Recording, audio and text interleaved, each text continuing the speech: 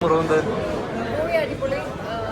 നമ്മൾ നായാട്ട് കണ്ട് അതിന് ശേഷമുള്ള അറിവൊരു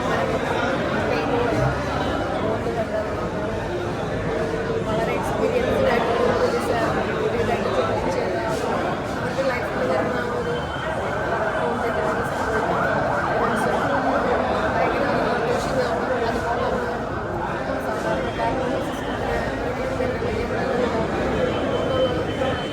അതുപോലെ സത്യവും കൂടിയാണ് തിയേറ്ററിൽ പോയി മൂവി കാണാം. ടെലിവിഷൻ അതിഗംഭീരമായിട്ട് ക്യാരക്ടർ എല്ലാവരും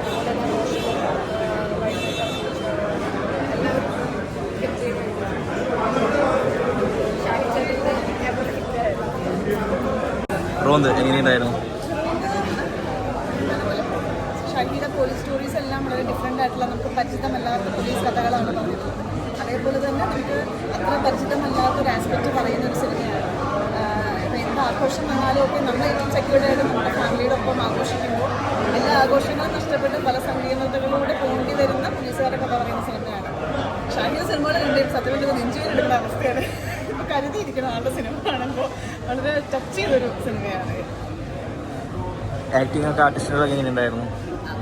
നമുക്ക് എല്ലാവർക്കും അറിയാം ഇത്രയും ബ്രില്യൻ്റ് ആയിട്ടുള്ള പെർഫോമേഴ്സാണ് ഒരു കാസ്റ്റ് തന്നെയാണ് ഉള്ളത്. എല്ലാവരും അവരുടെ പാട്ടേറ്റും ഗംഭീരമാക്കിയത് എല്ലാവരും ബ്യൂട്ടിഫുൾ ആയിട്ട് തന്നെ ചെയ്തിട്ടുണ്ട്.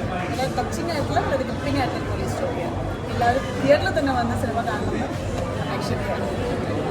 തിയേറ്ററിൽ തന്നെ കാണാൻ ശ്രമിക്കുന്ന വിചാരിക്കുന്നു എല്ലാ ഓഡിയൻസും. പടം എങ്ങനെയുണ്ടായിരുന്നു? നല്ലൊരു സിനിമയാണ്.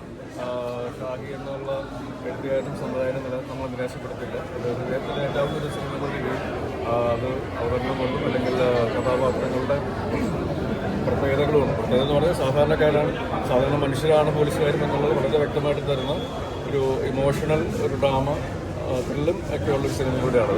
അത് തിയേറ്ററിൽ തന്നെ വന്ന് കാണുക, ആസ്വദിക്കുക.